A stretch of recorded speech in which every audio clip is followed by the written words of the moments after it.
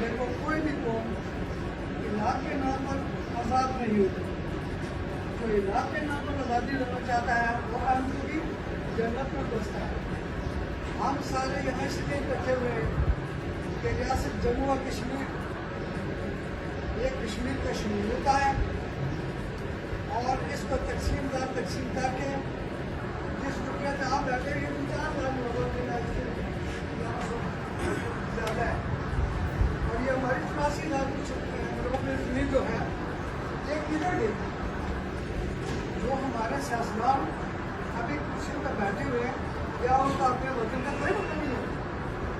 उनको भी पता होना चाहिए कि जिस कश्मीर की कुर्सी पर मैं बैठा हुआ था ये तो एक टर्म रखी है बल्कि एक टर्म से कम रखी है और इस कुर्सी